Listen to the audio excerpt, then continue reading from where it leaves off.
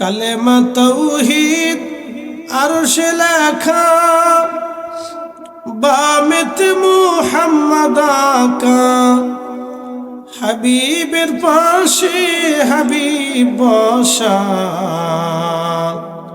কালেমাতে আসে ফমান বালাগাল উলা বিকামালিহি কাশাফাদ দুজা বিজামালিহি হাসনাত জামিউ খাসালিহি সাল্লু আলাইহি ওয়া আলিহি। প্রিয় নবীজি কিয়ামতের জন্য, কিয়ামত কি জন্য আসবে সেই জন্য নবীজি আমাদেরকে কিছু নির্দেশনা দিয়েছেন। দুনিয়াতে এই ঘটনা ঘটলে কিয়ামত আসবে।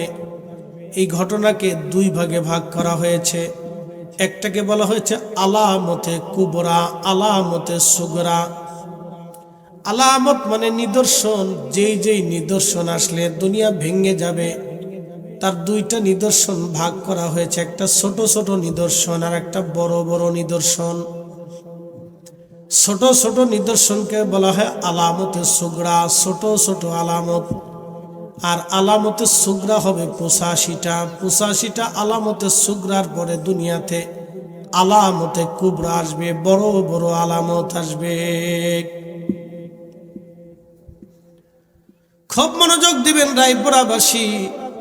দুনিয়া ভেঙে যাবে, কারণ আমাদের নবী শেষ নবী। পূর্বতন নবীরা কিয়ামতের আলামত সম্পর্কে শুধু বলতেন যে আখিরি নবী আসলে দুনিয়া শেষের দিকে চলে যাবে। আর আমাদের নবী কিয়ামতের সংবাদ দিয়ে গেলেন, কিন্তু নবীজি আলামতের কথা বলে দিয়ে গেলেন। প্রথম নাম্বার আলামত আমাতুস সালাহ, উম্মত নামাজ মেরে ফেলবে। কি মেরে ফেলবে? একসাথে বলেন। হয় না, জোরে বলেন। কি মেরবে? বাংলাদেশে মানুষ আছে কত কোটি? 18 কোটি মানুষ যদি সবাই নামাজ পড়তো তাহলে মসজিদ কত লাগতো? তাহলে আরো মসজিদ লাগে না? কিন্তু সবাই কি নামাজ পড়ে? আমাতুস সালাহ। আমি মালয়েশিয়ার পুত্রজায়াতে সেন্ট্রাল মসজিদে নামাজ পড়তে গেলাম মাগরিবের। বিশ্বাস করেন, এত সুন্দর মসজিদ সারা বাংলাদেশে আপনি মাটি খুললেও পাবেন না, এত চমৎকার মসজিদ। এটা পুত্রজায়ার সেন্ট্রাল মসজিদ, অর্থাৎ ওটার প্রশাসনিক শহর আর কি। তাদের শহর ভিন্ন ভিন্ন খাতে বিভক্ত, আর আমাদের একই রাজধানীর ভিতরে সব আছে। চোর, বাটপার, সিটার, আন্ডা, গুন্ডা, অলি, দরবেশ, গাউস, কুতুব, মানে সব আছে একই শহরের ভিতরে। আর তাদের শহর ভাগে ভাগে বিভক্ত। ইন্ডাস্ট্রিয়াল শহর, ইন্ডাস্ট্রিয়াল এরিয়া, তারপরে আপনার বিজনেস এরিয়া, মার্কেটিং এরিয়া, এরপরে আপনার কি বলে ডক্টর এরিয়া, এরপরে বিজনেস এরিয়া। সেন্ট্রাল শহর এটা পুত্রজায়া। আমি তাদের পার্লামেন্টের সামনে যে মসজিদে, এই মসজিদে নামাজ পড়তে গেছি। বিশ্বাস করেন, যিনি নামাজ পড়াচ্ছেন তিনি একজন ডক্টর, মিশর আল আজহার থেকে ফারেক। কোরআন তেলাওয়াত অত্যন্ত সুন্দর, মিশরি সিস্টেমে কারীদের পদ্ধতিতে উনি তেলাওয়াত করতেছেন। তেলাওয়াত এত সুন্দর, তাদের সাউন্ড সিস্টেম অনেক সুন্দর। মাগরিবের আধা ঘন্টা আগে থেকে দেখলাম তারা কোরআন তেলাওয়াত করতেছে, দুরূদ শরীফ পড়তেছে মাইকে। একসাথে বলবেন না মারহাবা? মারহাবা। আজানের আগে আধা ঘন্টা পর্যন্ত কোরআন তেলাওয়াত করলো এবং দুরূদ শরীফ পড়লো, তারপরে আজান দিল। আজানের পরে দেখলাম মসজিদ ভরল না। অনেক সুন্দর মসজিদ, চমৎকার, কিন্তু মসজিদটা ভরল না। মুসলমান আছে অনেক, কিন্তু মসজিদ ভরল না। ওই যে আল্লাহ রসুল বলেছিলেন যে আমাতুস সালাহ, উম্মত নামাজ মেরে ফেলবে, নামাজ শেষ করে ফেলবে, নামাজ হত্যা হয়ে যাবে। আমাদের দেশে মুসলমান আছে 18 কোটি, কিন্তু নামাজি আছে কয়জন? আবার দুই একজন যা নামাজি আছে তার ভিতর কেউ নামাজ পড়ে মিথ্যা কথা বলে, নামাজ পড়ে ধোঁকা দেয়, নামাজ পড়ে গীবত করে, নামাজ পড়ে অন্যের জমি দখল করে, নামাজ পড়ে সুদ খায়, নামাজ পড়ে ঘুষ খায়। কি কথা কর নাকি? আছে না ভাই? তাহলে উম্মাত ওয়ামাতুস সালাহ, নামাজ কি করছে? মেরে ফেলছে। উম্মত নামাজ মেরে ফেলে দিয়েছে।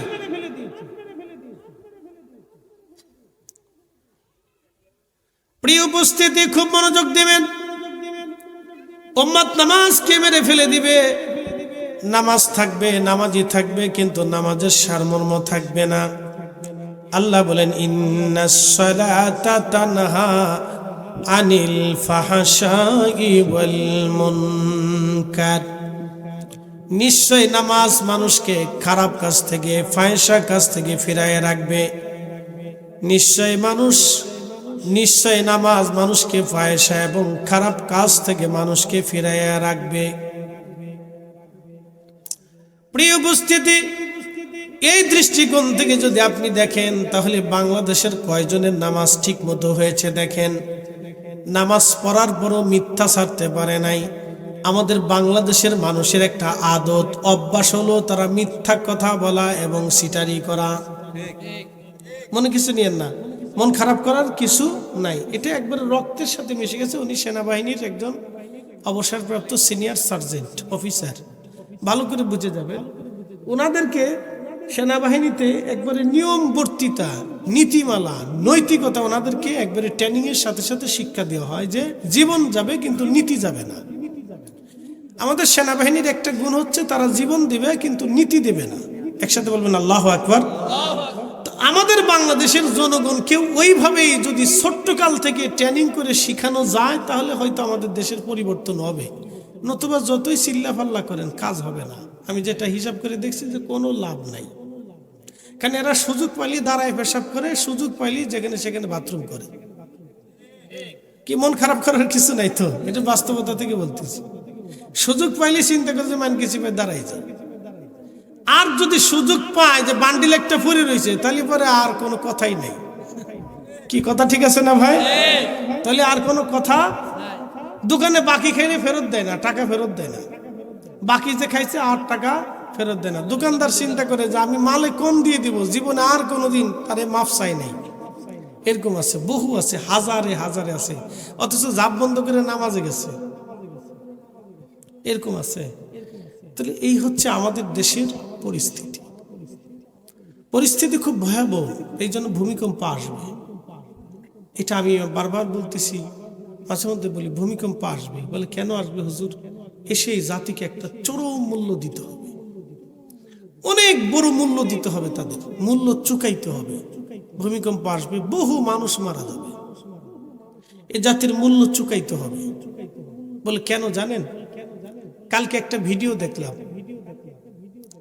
ভিডিও দেখলাম, একটা ছেলের সাক্ষাৎকার নিতেছে। ছেলেটার বাড়ি বরিশালে, বাপটা বিদেশে থাকে, মা মারা গেছে।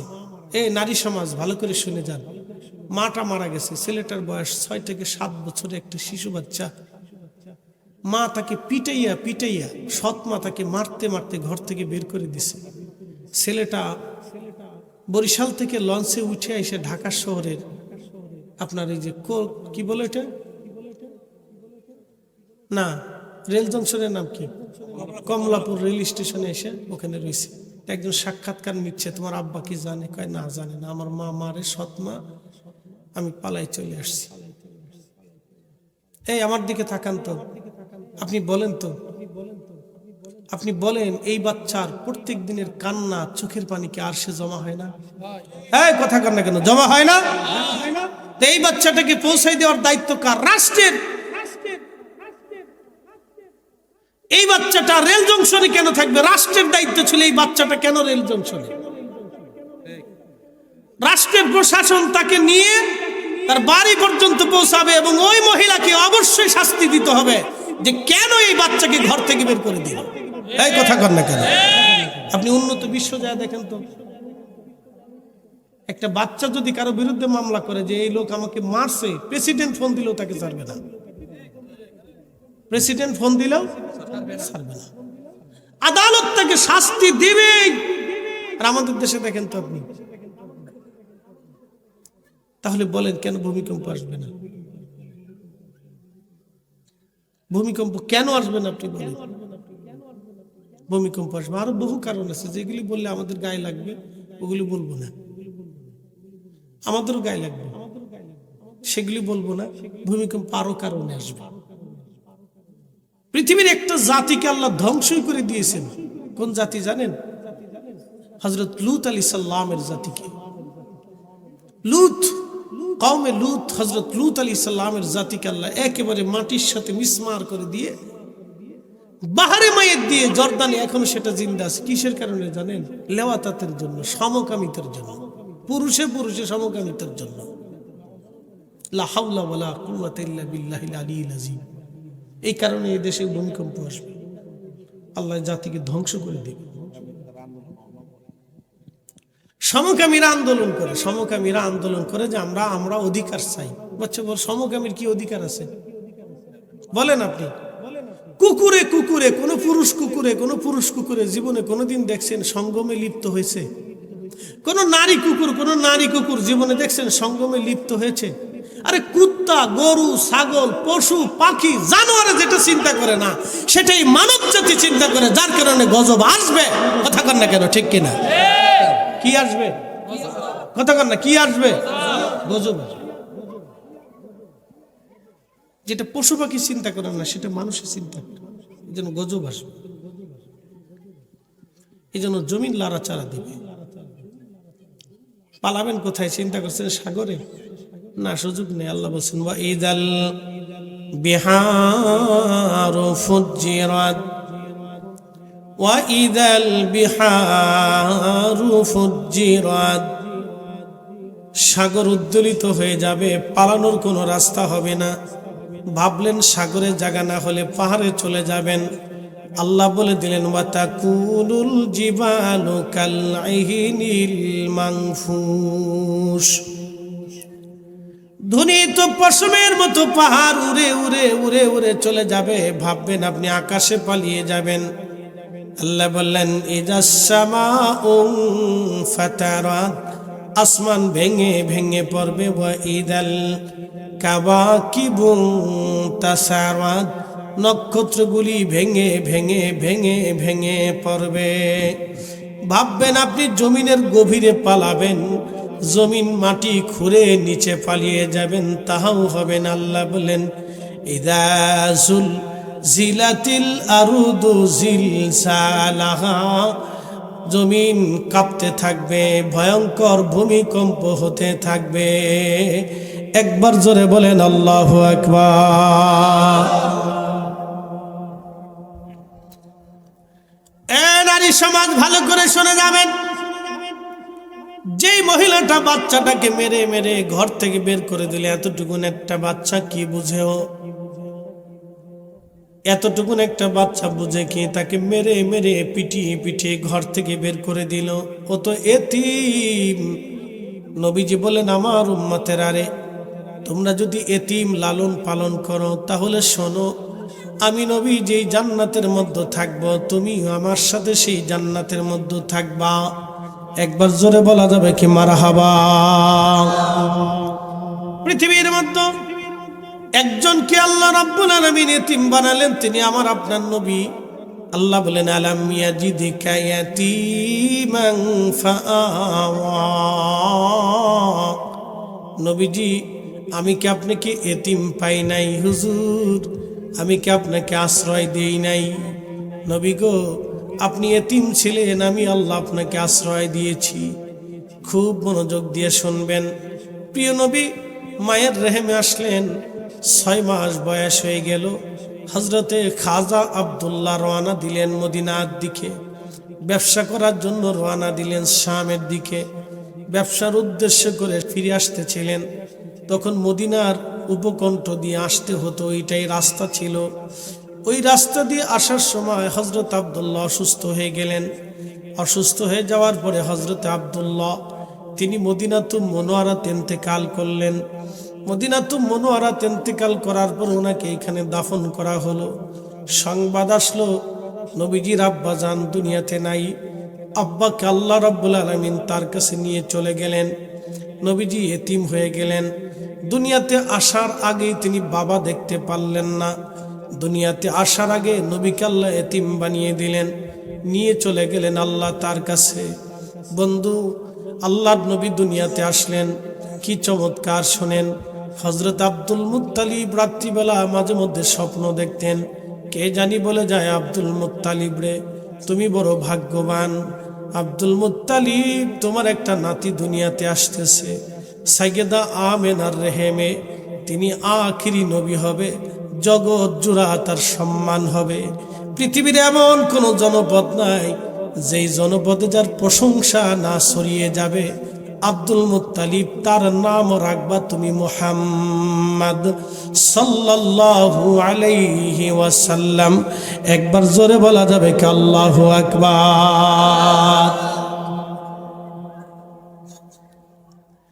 আব্দুল মুত্তালিব, তার নাম রাখবা তুমি মুহাম্মদ। শুনে রাখবেন, আপনারা জেনে রাখবেন, খুশি হবেন, আমার নবীর আগে এই নাম দুনিয়াতে কারো রাখা হয় নাই। মুহাম্মদ নাম দুনিয়াতে আল্লাহ কারো জন্য নবীর আগে রাখা হয় নাই। আমাদের নামের আগে লেখা হয় মোহাম্মদ আব্দুল্লাহ, মোহাম্মদ আব্দুল করিম, মোহাম্মদ আব্দুর রহিম, মোহাম্মদ আব্দুল জব্বার, মোহাম্মদ আব্দুল খালেক, মোহাম্মদ আব্দুল সত্তার। কথা ঠিক আছে না? এরকম অনেকের নাম আছে না? বলে তোমার নাম কি? বলে মোহাম্মদ আব্দুল্লাহ।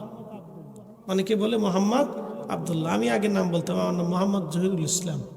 আমরা বাঙালিরা, পাকিস্তানি, ভারতীয়রা আমাদের নামের আগে সবসময় মোহাম্মদ শব্দ ব্যবহার করি বরকতের জন্য। একসাথে বলবেন আল্লাহু আকবার। কিসের জন্য? বরকতের জন্য। আরবরা দেখবেন মাঝে মধ্যে ডাক দেয় ইয়া আব্দুল্লাহ, ইয়া আব্দুল্লাহ, ও আল্লাহর বান্দা। মানে কারো নাম যদি না জানে তাহলে ইয়া আব্দুল্লাহ, অথবা ডাক দেয় মোহাম্মদ, ইয়া মোহাম্মদ।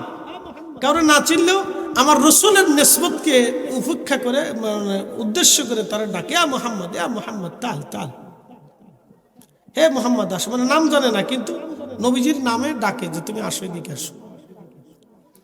প্রিয় উপস্থিতি, খুব মনোযোগ দিয়ে শুনে যাবেন। আমার নবীর নাম আল্লাহ রাখলেন মুহাম্মদ, আল্লাহ নিজে রাখলেন। হযরত আব্দুল মুত্তালিবকে বলা হলো স্বপ্নে তুমি তার নাম রাখবা মুহাম্মদ। মুহাম্মদ নামটা কেন হলো? রব্বুল আলামিনের নাম আছে মাহমুদ। হযরত হাসান বিন সাবিত রাদিয়াল্লাহু আনহু তিনি কবিতার ছন্দে ছন্দে লিখলেন এইভাবে, ইন্নাকা উলিতা মুবাররান মিন কুল্লি আইব কাআন্নাকা কদ খুলিকতা কামা তাশা। নবীজি, আপনি দুনিয়াতে আসছেন, আপনি যা আসলেন আপনার কোনো আইব নাই, ত্রুটি নাই, খাতা নাই, ভুল নাই। একবার জোরে বলা যাবে কি আল্লাহু আকবার। নবীর জীবনে ভুল আছে? কোনো আইব আছে? কোনো ত্রুটি আছে? কোনো খাতা নাই। নবীজি, আপনার জীবনে কোনো খাতা নাই। হাসান বিন সাবিত, নবীজি সাহাবী, বলতেছে তার মাজার শরীফ তায়েফে আমি দেখে আসছি। তার পবিত্র মাজার তায়েফে, তিনার বাড়িও ছিল তায়েফে। বেঠে বেঠে সাহাবী ছিলেন, খুব শায়ের সাহাবী, খুব নাত গাইতেন, নবীজির শানে নাত লিখতেন। তিনি নিজে লিখতেন, নিজে গাইতেন, নিজে শোনাইতেন, নিজে পড়তেন। নাতে রসুলের লেখক ছিল।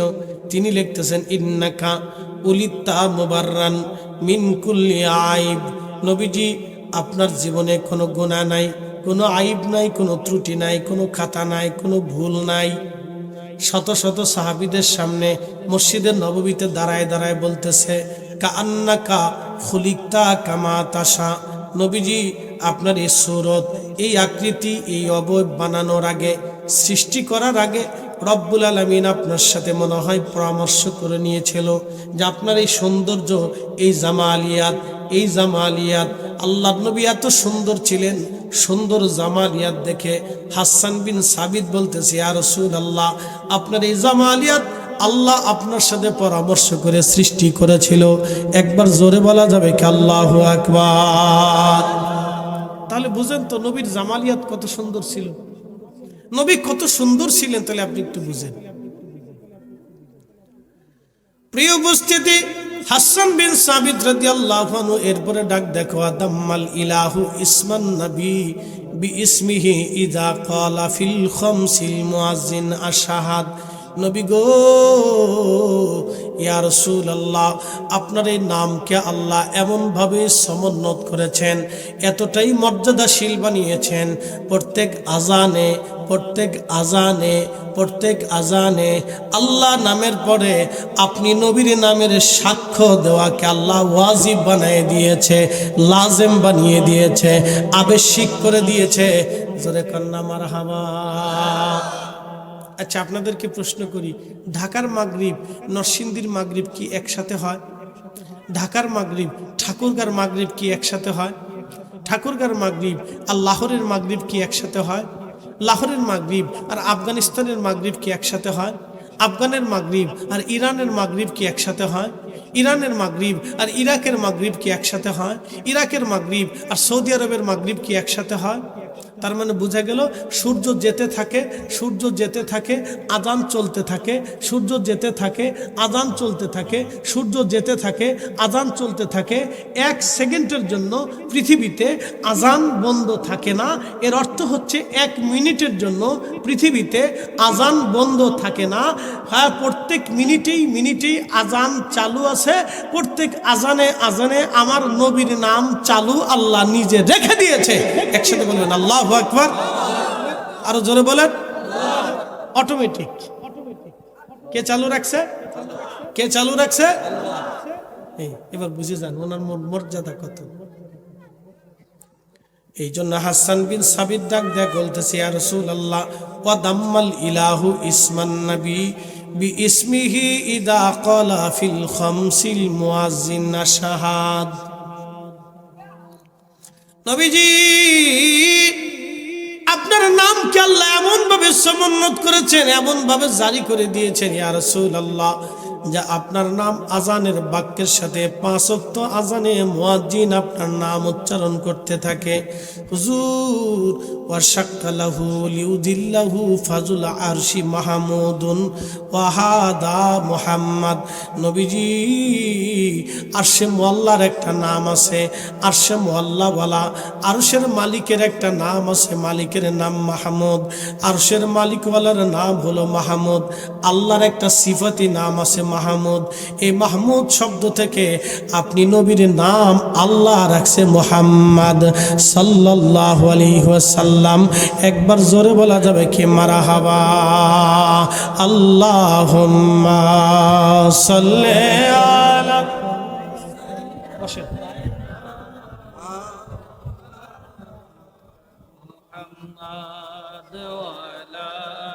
আলী সাইয়্যিদনা।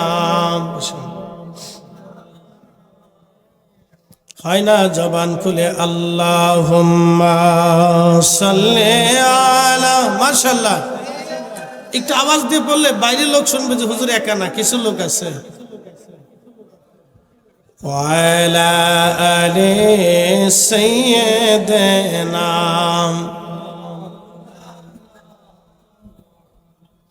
ত্রিভুবনের প্রিয় মুহাম্মদ এলো রে দুনিয়ায়, রে সাগর আকাশ বাতাস দেখবি যদি আয়, আয় রে সাগর আকাশ বাতাস দেখবি যদি আয়। ধুলির ধরা বেহেশত আজ, মারহাবা কর। ধুলির ধরা বেহেশত আজ জয় করিল দিল রে লাজ। আজকে খুশির ঢল নেমেছে ধূসর সাহারায়, রে সাগর আকাশ বাতাস দেখবি যদি আয়, আয় রে সাগর আকাশ বাতাস দেখবি যদি আয়। তুলাতুলিবাসী খুব মনোযোগ দিবেন। রব্বুল আলামিন তার নাম মাহমুদ। মাহমুদ শব্দ থেকে আমার নবীর নাম আল্লাহ রাখলেন মুহাম্মাদুর রাসূলুল্লাহ সাল্লাল্লাহু আলাইহি ওয়াসাল্লাম। প্রিয় ভাই আমার, খুব মনোযোগের সাথে শুনবেন। এই নামটা আল্লাহ রাখলেন।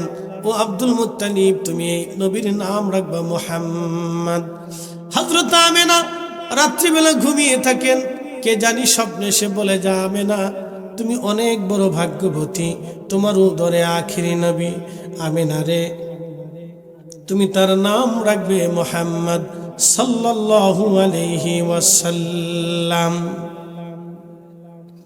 প্রিয় নবী দুনিয়াতে আসলেন। প্রিয় নবী দুনিয়াতে আসার পরে আল্লাহু আকবার, নবীজি দুনিয়াতে আসবেন, দেখেন নবীজিকে আল্লাহ কি করে এতিম বানাইলেন। ও মা বোনেরা, এতিমকে লালন পালন করেন। ও বাবাজিরা, এতিমকে লালন পালন করেন। এতিম দেখলে মাথায় হাত বোলায় দেন, তাকে খেতে দেন, তাকে আদর করেন, তার সাথে মিষ্টি মিষ্টি কথা বলেন।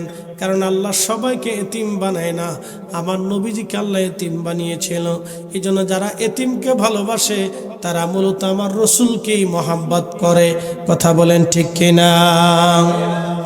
আল্লাহ নবীকে রব্বুল আলামিন কিভাবে এতিম বানান দেখেন।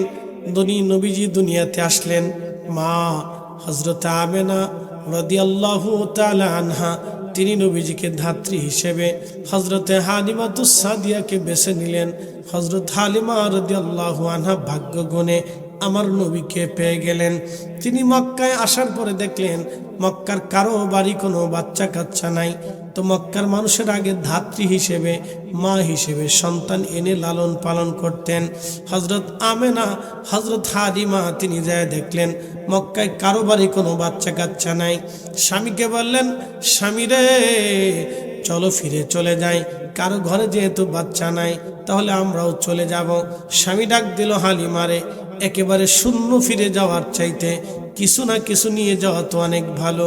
চলো, যদিও বাচ্চাটা এতিম, তার বাবা নাই, এতিম বাচ্চা, যদিও জানি তার ভরণ পোষণ কেউ দিতে পারবে না, তবে চলো একটা বার বাচ্চাটাকে দেখে আসি, দেখতে কেমন দেখা যায়, নেও বা না নাও পরে সিদ্ধান্ত নিব।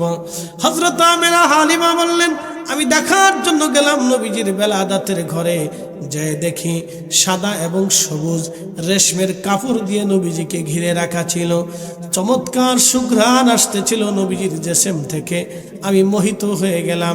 আমি কাছে গেলাম, তার পর্দা সরাইয়া চেহারার দিকে তাকায় দেখলাম মানুষ এত সুন্দর কি করে হয়। আমার নবীর চেহারা পূর্ণিমার চাঁদের মতো সুন্দর দেখা যাচ্ছিল। একবার আওয়াজ তুলে বলা যাবে কি ইয়া রাসূলুল্লাহ? হযরত হালিমা বললেন, ঘুম থেকে জাগানোর জন্য আমি নবীজির বক্ষ মোবারক থেকে রেশমের কাপড় সরাইয়া আলতো আলতো করে আমি হাত বোলাচ্ছিলাম। নবীর ঘুম ভেঙে গেল। ঘুম ভেঙে যাওয়ার পরে রহমতের নবী আমার দিকে তাকাইয়া মুস্কি হাসি দিলেন।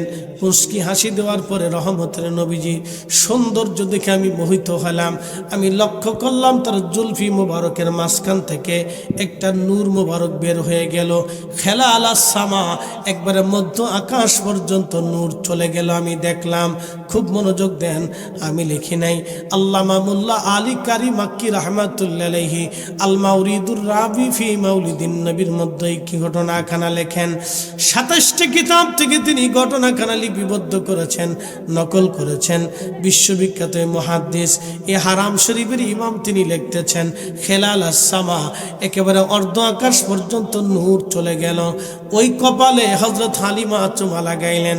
হযরত হালিমা বললেন, আমি ছিলাম হীন, ক্ষীণ, দুর্বল। নবীজিকে কোলে নিলাম। কোলে নেওয়ার সাথে সাথে আমি হয়ে গেলাম সবল। আমার উট দৌড়াইয়া দৌড়াইয়া কাবা শরীফের সামনে চলে গেল। চলে যায় আল্লাহর ঘরের সামনে, আমার উট সেজদার মধ্যে পড়ে গেল। একবার আওয়াজ তুলে বলা যাবে কি আল্লাহু আকবার? বনের যত পশুগণ ভক্তি করু তুই দুই চরণ, মেঘমালা ছায়া দিত গায় গো নবীজি, কোন সাধনে পাইব তোমায় আমি, কোন সাধনে পাইব তোমায় গো নবীজি, গোলামেরে দেখা দিবেননি, কাঙ্গালেরে দেখা দিবেননি গো নবীজি, কোন সাধনে পাইব তোমায়। তুলাতুলিবাসী, রায়পুরাবাসী, প্রিয় নবীজি আল্লাহু আকবার।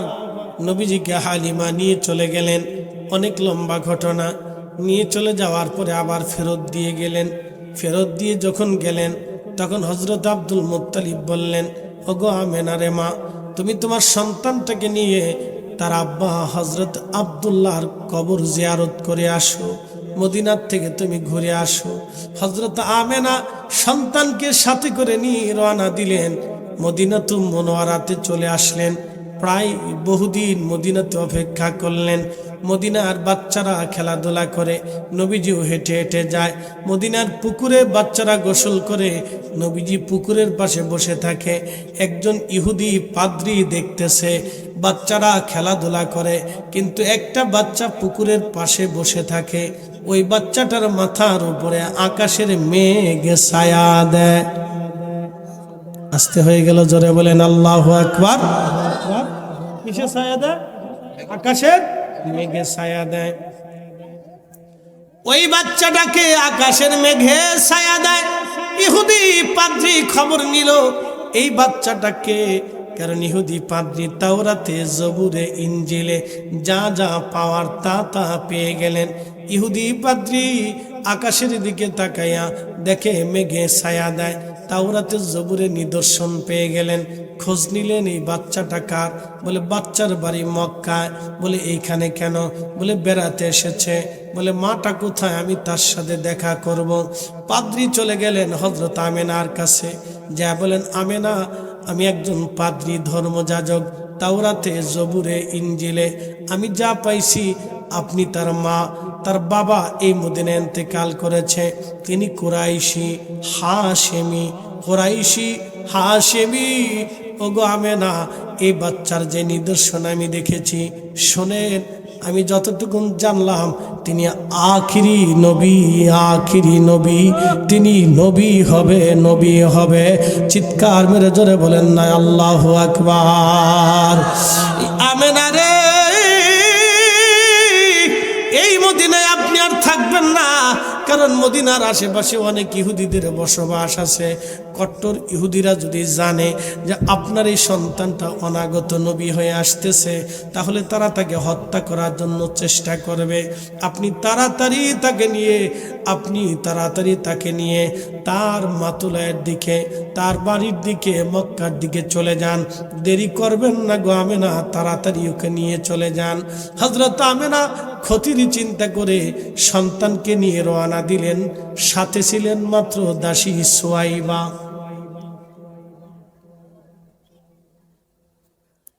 বন্ধু আমার, না দুঃখিত, সুয়াইবা না, উম্মে আইমান।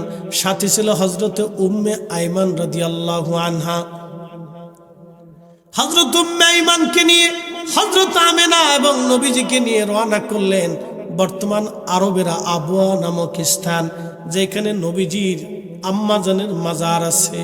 আহা, বড় দুঃখের বিষয়, তার মাজারটা কোনো রকম পাথর দিয়ে ঘিরে রাখা হয়েছে। আবওয়াতে আসার পরে হযরত আমেনা অসুস্থ হয়ে গেলেন। ও নারী সমাজ, ভালো করে শুনে যান। অসুস্থ হয়ে যাওয়ার পরে হযরত আমেনা সন্তানকে কাছে টেনে নিলেন, কোলের ভিতরে নিয়ে নবীকে আদর করলেন। এই সময়টা আমার রাসূলের জীবনের বড় কষ্টের সময় ছিল। এই সময়টা নবীর জীবনের বড় দুঃখের সময় ছিল। প্রিয় নবীর বয়স তখন অল্প। হযরত উম্মে আইমানকে পাশে বসাইলেন। হযরত আমেনা বলতেছিলেন, উম্মে আইমান রে, আমি আমার মুহাম্মদকে তোমার কাছে রেখে যাচ্ছি, বিদায়ের পালা আমার উম্মে আইমান। আমি জানি আমার মুহাম্মদ এতিম হয়ে যাবে, তার বাবা নাই। আমি আল্লাহর পরবারের ডাকে সাড়া দিয়ে চলে যাচ্ছি। উম্মে আইমান রে, সন্তানের মতো আমার সন্তানটাকে পালন করবি। আমি আমার সন্তানকে তোমার কাছে আমানত দিয়ে গেলাম। দাসীকে বলতেছিল, উম্মে আইমান, আমি আমার সন্তানকে তোমার কাছে আমানত দিয়ে গেলাম, আমার মুহাম্মদকে তার দাদার কাছে পৌঁছাই দিবি, আর মায়ের আদর দিয়ে তাকে ভালোবাসবি। এই জন্য নবীজি বলতেন, উম্মে আইমান উম্মি বাদা উম্মি, আপনি মায়ের পরে আমার একজন মা, মায়ের পরে আপনি আমার একজন মা। একবার জোরে বলা যাবে কি আল্লাহু আকবার। আল্লাহ ডাক দিলেন, ও ফাআম্মাল ইয়াতি, আল্লাহ রাব্বুল আলামিন বললেন, ও আমার নবীজি, আমার বন্ধু, আমার হাবিব, আপনাকে এতিম পাইছিলাম, এরপর আমি আপনাকে আশ্রয় দিয়েছিলাম। হযরত আমেনা চোখের পানি ছেড়ে দিয়ে সন্তানকে আদর করলেন, চুমা খাইলেন, বিদায় নিলেন, পরপরে চলে গেলেন। কিন্তু যাওয়ার আগে উম্মে আইমানকে বলে গেলেন, উম্মে আইমান শোনো রে, আমার এই সন্তান কিন্তু নবী হবে, নবী হবে, নবী হবে, নবী হবে। একবার জোরে বলেন আল্লাহু আকবার। কি হবে? কি হবে? নবী হবে। নবীর আম্মা জানতেন আমার সন্তান কি হবে? নবী হবে। এই জন্য রসুলের আব্বা আম্মাকে যারা কাফের বলে, ওরা নিজেরাই বেঈমান। কথা কন না কেন? ঠিক কিনা? নবীর আব্বা আম্মাকে যারা কাফের বলে, ওরা কি? বেঈমান, নিজেরাই বেঈমান, ওদের নিজেদেরই ঈমান নাই। আল্লাহ এই সমস্ত আল্লাহ এই সমস্ত বেহুদা থেকে আমাদেরকে হেফাজত করুক। জোরে আওয়াজ তুলে বলেন আমিন। আল্লাহর নবীর মা চোখের পানি ছেড়ে দিয়ে উম্মে আইমানকে বলেন, উম্মে আইমান রে, আমার সন্তান নবী হবে, জগৎ জোড়া তার নাম হবে। পৃথিবীর এমন কোনো জায়গা নাই যেখানে আমার সন্তানটার নাম না ছড়িয়ে যাবে। উম্মে আইমান রে, তুই মায়ের মতো আমার সন্তানটাকে ভালোবাসবি। আমি তোর কাছে আমার মুহাম্মদকে আমানত দিয়ে গেলাম, দাদার কাছে পৌঁছাই দিয়ে দিবি। নবীজির মা ইন্তেকাল করলেন, ওইখানে আবওয়াতে তাকে দাফন করা হলো। উম্মে আইমান আমার রসুলকে নিয়ে রওনা করলেন, দাদা আব্দুল মুত্তালিবের কাছে নিয়ে আসলেন। দাদা এতিম নাতিকে পাওয়ার পরে বুঝতে পারলেন সে এতিম হয়ে গেছে, কারণ পৃথিবীর অধিক নবীদেরকে আল্লাহ এতিম বানিয়েছিলেন, অধিক নবীদেরকে আল্লাহ দরিদ্রতা দিয়েছিলেন, অধিক নবীদেরকে আল্লাহ বাবা মার ভালোবাসা থেকে, মোহাব্বত থেকে দূরে রেখে দিয়েছিলেন, অধিক নবীদেরকে আল্লাহ অনেক অনেক কষ্ট, ছোটকালে অনেক দুঃখ এবং দুর্দশার ভিতরে ফেলে দিয়েছিলেন। এটা নবীদের জন্য পরীক্ষা ছিল। নবীরা ছাড়া এই পরীক্ষায় কেউ পাশ করতে পারত না। রব্বুল আলামিন আমার রসুলকে এতিম বানিয়ে দিলেন, এতিম বানায় আবার আশ্রয় দিলেন। দাদা আব্দুল মুত্তালিবের কাছে নিয়ে গেলেন। দাদা আব্দুল মুত্তালিব সন্তান, তিনিও কয়েকদিন পরে মারা যাবেন, ইন্তেকাল হয়ে যাবে। ঠিক তখনই দাদা আব্দুল মুত্তালিব চাচা আবু তালিবকে ডাক দিলেন। ডাক দিয়ে বলেন, আবু তালিব রে, আমার মুহাম্মদ, আমার নাতি, আমার কলিজার টুকরা, আমার কলিজার টুকরাটাকে আমি তোর কাছে আমানত দিয়ে গেলাম। ওর মা মারা গেছে, বাবা মারা গেছে, সে এতিম। শোন আবু তালিব, আমার ওসিয়ত রক্ষা করবি, তাকে সন্তানের মতো আদর করবি। সাবধান, আমার মুহাম্মদকে কোনোদিন তুই কষ্ট দিবি না, সন্তানের মতো ভালোবাসা দিবি। একবার জোরে বলা যাবে কি আল্লাহু আকবার। এই জন্য এতিম যারা পালে, নবী বলছেন তারা আমার সাথে জান্নাতে থাকবে। এতিম যারা পালে তারা আমার সাথে জান্নাতে থাকবে। এতিম যারা পালে তারা আমার সাথে জান্নাতে থাকবে। এতিমকে যারা ভালোবাসে তারা আমার সাথে জান্নাতে থাকবে। এতিমকে যারা লালন পালন করে তারা আমার সাথে জান্নাতে থাকবে। কারণ আল্লাহ আমার এতিম বানাইছিল, আমার এতিম উম্মতকে যারা ভালোবাসবে তারা আমার সাথেই জান্নাতে থাকবে। চিৎকার মেরে জোরে বলেন আল্লাহু আকবার। এই জন্য এতিম কখনো দেখলে তাকে সাহায্য করবেন, সহযোগিতা করবেন, ভালোবাসা দিবেন, পরামর্শ দিবেন, তাকে বসাবেন, খাওয়াবেন, মোহাব্বত করবেন। আল্লাহু আকবার। নবীজির চাচা দাদা যখন ওসিয়ত করলেন, নবীজির চাচা আবু তালিব নবীজিকে কাছে নিয়ে নিলেন। আর শুনে যাবেন, চাচা জীবনে কোনোদিন নবীজির থেকে জুদা হতেন না, সন্তানকে নবীজি তার চাচা থেকে জুদা করতেন না।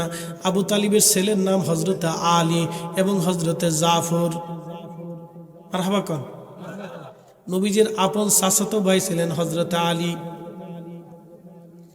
নবীজির চাচা আবু তালিবের বেটার নাম হযরতে আলী এবং হযরতে জাফর। হযরত আলীকেও এত ভালোবাসতেন না যত ভালোবাসা নবীকে দিতেন। নিজে কাছে ঘুম পাড়াইতেন, নিজে ঘুম পাড়াইতেন, গোসল করাইতেন, কাঁধে করে নিয়ে যাইতেন। সফরে গেলে চাষির কাছে রেখে যেতেন না, কারণ অনেক চাষিরা দেখা যাবে কষ্ট দেবে, খাবার দেবে না, মারবে। তিনি থাকবে সফরে, মাসের পর মাস দূরে দূরে থাকবে। এতিম ভাতিজাকে কাঁধে করে নিয়ে ঘুরে ঘুরে সারা শামে সফরে সফরে ঘুরে ঘুরে বেড়াইতেন। কখনো নিজের চোখের আড়াল করতেন না, নিজে গোসল করাইতেন, নিজে খাওয়াইতেন, নিজে কাঁধে করে মরুভূমির রাস্তা চলতেন। আল্লাহু আকবার। না না হয় না, আরো জোরে বলে। শুধু এই কারণে নবীজির চাচার শাস্তিটা কম হবে। আল্লাহু আকবার। তিনি যদি কালেমা পড়ে যাইতেন, তারপরে কিয়ামতের বিষয়টা আল্লাহর হাতে, ওটা আমি জানি না। যতটুকুন হাদিসে আসছে ততটুকুন বলতেছি। নবীজি বলতেন যে আমার চাচা যদি কালেমা পড়ে যাইতেন, তাহলে আমি তাকে সহজ হয়ে যেত হাসরের ময়দান, আমি আমার চাচার সাথে একসাথে হতাম, আমি জান্নাত আমি আমার চাচার সাথে রাখতাম। এত ভালোবাসা দিয়েছিলেন ভাতিজাকে, এত ভালোবাসা দিয়েছিলেন, কাছে কাছে রাখতেন, কোলে রাখতেন, কোনো সময় চাচির কাছে ছেড়ে দিয়ে যেতেন না, নিজের কাছে রাখতেন, সবসময় চোখে চোখে রাখতেন। তো ব্যবসা করার জন্য আবু তালিব চলে গেছেন নবীকে নিয়ে সিরিয়াতে। সেই জর্দানে সেই সাহাবী গাছ এখনো আছে। ওই 50 কিলোমিটারের ভিতরে আর কোনো গাছ নাই, এই একটাই গাছ। তো এই রাস্তা দিয়ে আগে কাফেলা যাইতো, পাশে একটা গির্জা ছিল। আল্লাহর নবী যে গাছের নিচে বসলেন, ওই গাছটা সমস্ত ডালপালাগুলি ঘুষাইয়া একেবারে গাছের মাথা নুয়াইয়া আমার নবীজির মাথার উপরে ছায়া দিতে লাগলো। আল্লাহু আকবার। কিসে ছায়া দেয়? গাছে ছায়া দিতেছে, গাছে ছায়া দিচ্ছে। কিন্তু আবু তালিব লক্ষ্য করে নাই, কাফেলার অন্য কেউ বুঝে সারে নাই যে কি হচ্ছে। পাদ্রী বুহাইরা গির্জা থেকে লক্ষ্য করে দেখতেছি, পাদ্রী বুহাইরা গির্জা থেকে লক্ষ্য করে দেখে বহু দূরে গাছের নিচে একটা ছোট্ট শিশু বাচ্চা বসে আছে, আর সমস্ত গাছ ডাল পালা দিয়ে তাকে ছায়া দিতেছে। চিৎকার মেরে জোরে বলেন না মারহাবা। আল্লাহুম্মা সাল্লি আলা। ভালো আছে। ওয়ালা আলি সাইয়্যিদিনা। বুঝতে কি কোনো অসুবিধা? তাহলে বলেন, এতিম লালন পালন করার দরকার আছে কিনা নাই? যখন এতিমের হক নষ্ট হবে তখন ভূমিকম্প হবে। কি হবে? ভূমিকম্প হবে। যখন এতিমের হক নষ্ট হবে তখন ভূমিকম্প হবে। মনে রাখবেন এটা, সারা জীবন মনে রাখবেন। দেখেছেন আল্লাহ তার রসুলকে কিভাবে এতিম বানিয়েছিলেন এবং আশ্রয় দিয়েছিলেন।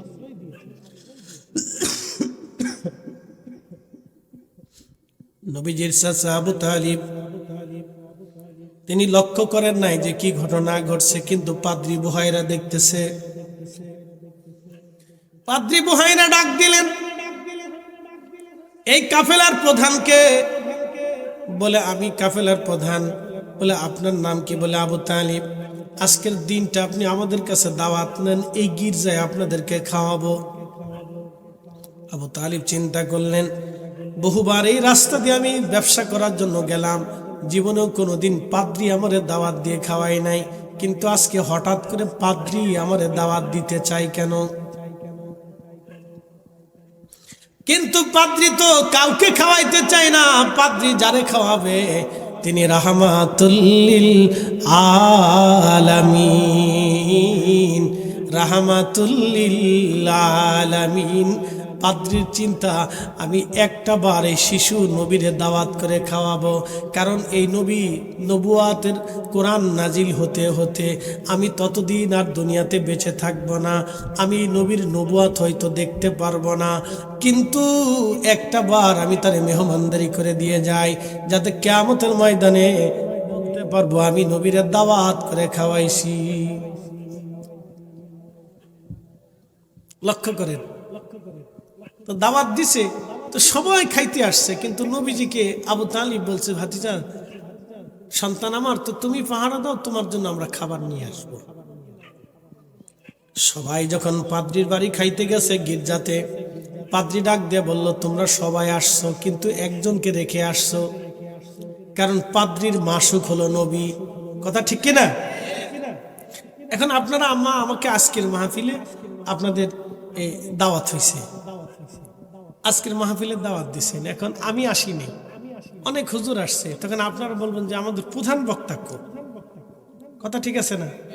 প্রধান বক্তা কো, এত হুজুর দাওয়াত দিচ্ছেন, হুজুরা এই সেই ডাইনে বামে হুজুরা ওয়াজ করে, কিন্তু আমরা প্রধান বক্তা কো, তাহলে আপনারা তারা দাওয়াত দেন নাই। এই সেই নিয়ে দেখা যায় যে কমিটির ভিতরে, এলাকার ভিতরে একটা বিশৃঙ্খলা হয়, অনেকে নানান কথা বলে যে তোমরা দাওয়াতই দাও না। এই জন্য আমরা সাধারণত যারা প্রধান বক্তা হই আমাদের উপর বিরাট একটা চাপ থাকে, অনেক বড় একটা পেরেশানি থাকে যে মাহফিলে আসতেই হবে যে কোনো মূল্যে, যুদ্ধ লাগলেও আসতে হবে, হাইটে আসলেও আসতে হবে, অসুস্থ হলেও আসতে হবে। এই জন্য আমরা যত অসুস্থ হয়ে আসার চেষ্টা করি যে অন্তত হাজিরা দিয়ে হলেও মানুষ বুঝে আসি যে আমি দাওয়াত পাইছিলাম, আমি আসছি, যাতে জেনে যারা মাহফিল কমিটি থাকে তাদের কষ্ট না হয়। তো খুব মনোযোগ দেন, দাওয়াত দিছে নবীজিকে কিন্তু নবী নাই। তো পাদ্রী বলতেছে যে আপনি একজনকে রেখে আসছেন, বলে হ্যাঁ আমি একজনকে রেখে আসছি। বলে সে কে? বলে আমার সন্তান মুহাম্মদ সাল্লাল্লাহু আলাইহি ওয়াসাল্লাম। আবু তালিব বলতেছে সে আমার ছেলে। সে আমার কি ছেলে? ভালো করে বুঝে যান, কিছু এলাকায় দেখবেন বড় চাচারে বড় আব্বা কয়, বলেন অনেক সময় বড় চাচারে কি বলে? বড় আব্বা। মেজো চাচারে মেজো আব্বা বলে, ছোট চাচারে ছোট আব্বু বলে। এটা কিন্তু ভালো খারাপ না। চাষিদেরকে বড় আম্মা, মেজো আম্মা, ছোট আম্মা এইভাবে বলে।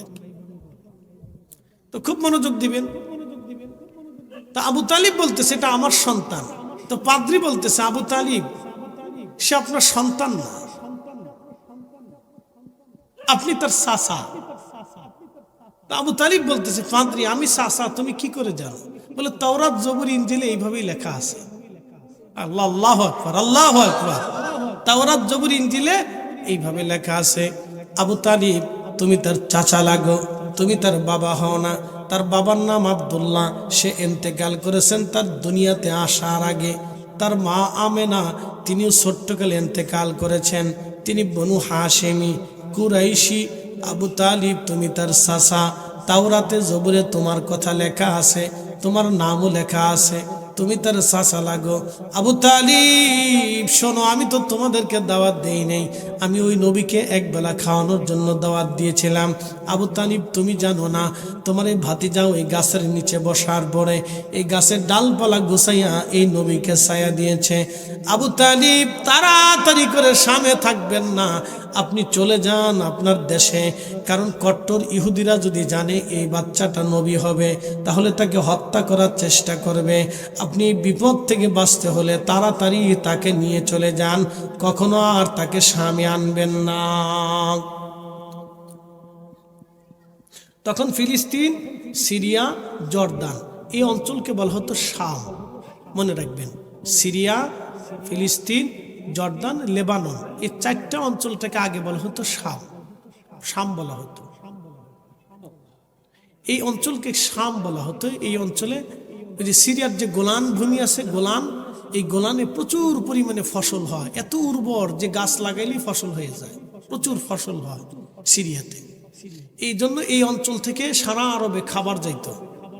এই জন্য মানুষ শস্য নেওয়ার জন্য এই গোলানে আসতো।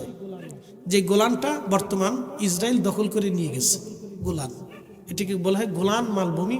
বাংলাদেশের মতো একটা অঞ্চল, সেম বাংলাদেশের মতো একটা অঞ্চল। পুরা অঞ্চলে শুধু ফসল হয়, শস্য শ্যামল দিয়ে ভরা থাকে। এই পুরা অঞ্চলের ফসল সারা আরবে তখন ছড়ায় যাইত, মানুষ খাইত। গম, জব, ভুট্টা, বিভিন্ন ধরনের ফসল এখানে উৎপন্ন হতো। জলপাই টলপাই, খেজুর টেজুর, ফল টল, আম, আমলকি, মালটা, কমলা, আপেল এগুলো হতো, এখনো হয়। গোলান মালভূমি, প্রচুর ফসল হয় এখানে। তো খুব মনোযোগ দিবেন। আব্দুল মুত্তালিব, আবু তালিব নবীজিকে নিয়ে চলে আসলেন। তো তিনি এইভাবে এতিমকে লালন পালন করতেন। এই জন্য রসুল বলতেন আমার উম্মত তোমরা যদি এতিমকে লালন পালন করো তাহলে জান্নাতে আমার সাথে একসাথে থাকবা। এই জন্য কখনো কোনো এতিমের মাল, আবার বলি, কখনো কোনো এতিমের মাল নষ্ট করার জন্য কাউকে সাহায্য করবেন না। দেখা যায় কোথাও বাবা মারা গেছে, সন্তানরা এতিম হয়ে গেছে, ওরা ছোট, চাচা অনেক সময় জোরপূর্বক জমি জমা দিতে চায় না। আছে না অনেক জায়গা, বাংলাদেশে অনেক জায়গায় আছে যে চাচারা দেখা যায় শক্তিশালী হওয়ার কারণে ওই এতিম বাচ্চার জমি জমা বুঝাই দিতে চায় না। তখন আপনারা ওই চাচাকে সাহায্য করবেন না, বরং এতিমকে সাহায্য করবেন, তাইলে রসুলকে সাহায্য করা হবে। মনে রাখবেন এই নীতি। মুসলমান শুধু পোশাকে না, মুসলমান হচ্ছে নীতিতে। মুসলমান পোশাকে হইলে হবে না, মুসলমান নীতিতে হতে হবে, আদর্শে মুসলমান হতে হবে, নীতিতে আমাদের নীতি ঠিক রাখতে হবে, কারণ আমরা কালেমা পড়নে বলা মুসলমান, আমাদের নীতি ঠিক রাখতে হবে।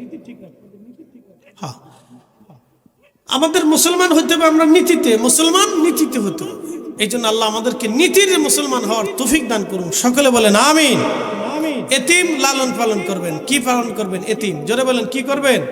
এতিম। তো এখানে মাদ্রাসা আছে, আপনারা আশেপাশে যত মাদ্রাসা আছে মহব্বত রাখবেন, মাদ্রাসার সাথে সুসম্পর্ক রাখবেন, মাদ্রাসাকে মহব্বত করবেন। ছাত্রদেরকে যদি এতিম দরিদ্র থেকে থাকে তাহলে তাদের পিছনে আপনি অর্থ ব্যয় করবেন, আপনার 1 টাকা নষ্ট হবে না, 1 টাকাও নষ্ট হবে না। ভাই আমার, মনে রাখবেন আল্লাহ রসুল বলছেন, তোমরা যখন এতিমের মাল ভক্ষণ করবে, এতিম যখন জুলুমের শিকার হবে, তখন আল্লাহ ভূমিকম্প আসবে, মহামারী আসবে, দুর্ভিক্ষ আসবে, সাইক্লোন আসবে, টর্নেডো আসবে। এরপর আল্লাহ বলছেন, যদি এত আল্লাহ রসুল বলছেন, এরপর আরো ভয়ঙ্কর হলো আকাশ থেকে বৃষ্টির বদলে পাথরও নিক্ষেপ হতে পারে। এটা হলো ভয়াবহ, যে আল্লাহর আকাশ থেকে পাথর নিক্ষিপ্ত হতে পারে যদি এরকম চলতে থাকে। এই জন্য বেইনসাফি কাজ, ইনসাফমূলক কাজ আমাদের করা উচিত। ভাই আমার, ওয়াজ অনেক শুনবেন, ওয়াজ জানবেন, ওয়াজ মানবেন, ওয়াজ বাড়ি পর্যন্ত নিয়ে যাবেন। এই জন্য এতিমের পক্ষ নিবেন। আল্লাহর কসম করে বলি, যারা এতিমের পক্ষ নিবে, আল্লাহ রসুল তার পক্ষ নিবে। একসাথে বলবেন আল্লাহু আকবার। যে এতিমকে সাহায্য করবে, কিয়ামতের নবী তাকে সাহায্য করবে। কথা বুঝাইতে পারছি না আপনাদেরকে?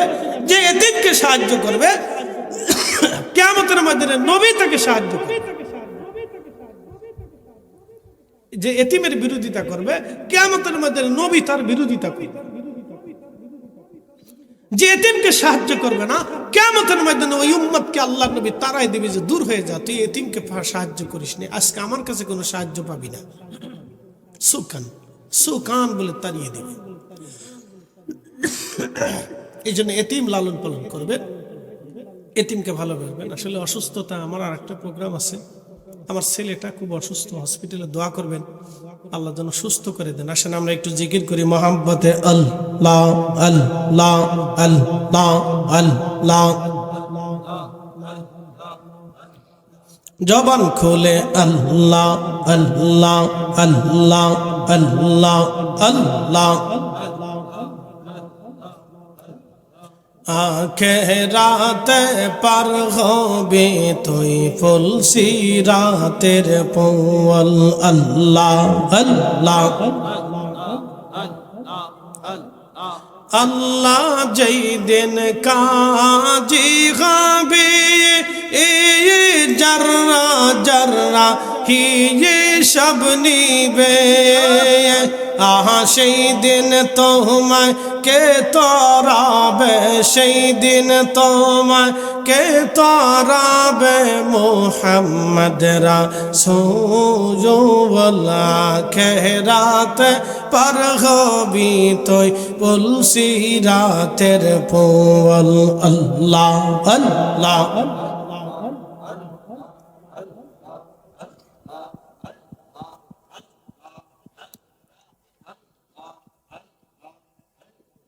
আখেরাতে পার হবি তুই ফুল সিরাতের পৌল, আল্লাহ আল্লাহ আল্লাহ। যেই দিন কাহার হবে, নফসি নফসি সজাবে বলবে, আহা সেই দিন তোমায় কে তরাবে, সেই দিন তোমায় কে তরাবে। মুহাম্মদ রাসূল আখেরাতে পার হবি তুই ফুল সিরাতের পৌল, আল্লাহ আল্লাহ।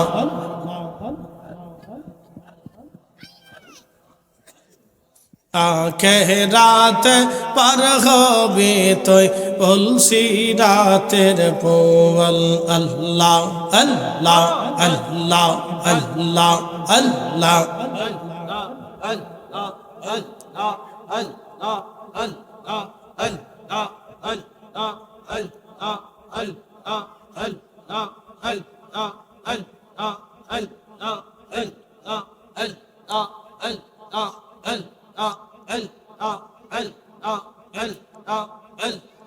লা ইলাহা ইল্লাল্লাহু মুহাম্মাদ রাসূলুল আখিরাত পার হবি তুই বলছি রাতের পবল আল্লাহ আল্লাহ আল্লাহ আল্লাহ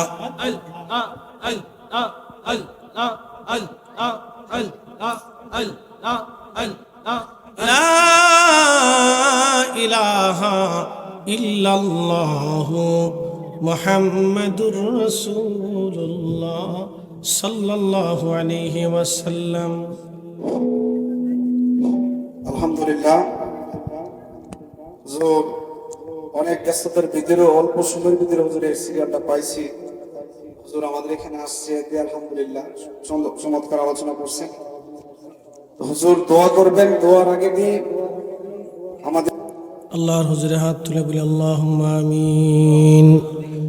ربنا آتنا في الدنيا حسنة وفي الآخرة حسنة وقنا عذاب النار ربنا لا تزغ قلوبنا بعد إذ هديتنا وهب لنا من لدنك رحمة إنك أنت الوهاب رب العالمين। তোলাতুনি পশ্চিম পাড়া মরহুম মোহাম্মদ মধুমিয়ার বাড়ির সংলগ্ন মাঠে আজকের মাহফিল তোমার শাহী দরবারে কবুল করো আল্লাহ। হাদিয়া অসংখ্য গুণে বাড়াইয়া তোমার রসুলের খেদমতে জান্নাতের বাগানে পৌঁছাও আল্লাহ। তামাম শুহাদা একরাম, সাহাবা একরাম, আশারে মুবাশশিরিন, খুলাফায়ে রাশিদিন, আহলে বাইতুন নবী, আসহাবুন নবী, কাদেরিয়া, চিশতিয়া, নকশবন্দিয়া, মুজাদ্দিদিয়া, হানাফি, শাফি, মালিকি, হাম্বলি, 12 আউলিয়া, 360 আউলিয়া সহি মাটির নিচে যত ওলিরা ঘুমায় সকলের হুজুরে আজকের মাহফিলের হাদিয়া পৌঁছায় দাও আল্লাহ। পাশেই গুরুস্থানে কারো মা কারো বাবা, হতভাগ্য কে জানি মাও নাই বাবাও নাই আল্লাহ। বাবা মার কবর তুমি দয়া করে জান্নাতের বাগান বানায়া দাও। রাব্বি রাহমহুমা কামা রব্বায়ানি সগীরা।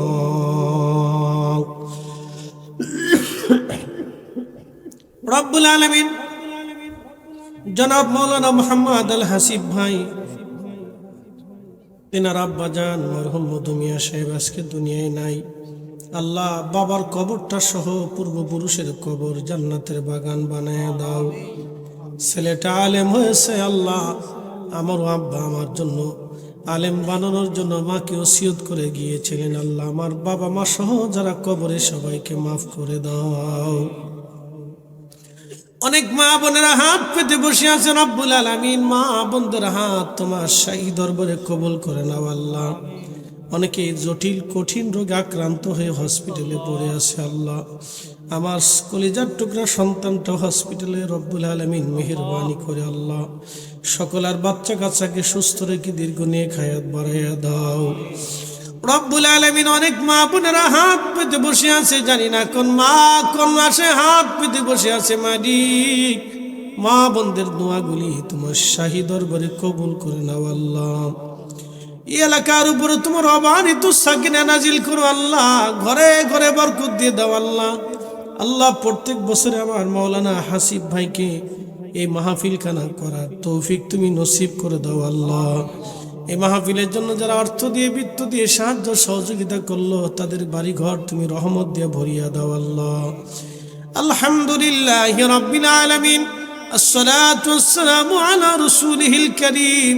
সাকারাতের বিছানা, মৃত্যুর যন্ত্রণা, কঠিন সময় আমাদের জবানে জারি করা মধুর কালেমা লা ইলাহা ইল্লাল্লাহু মুহাম্মাদুর রাসূলুল্লাহ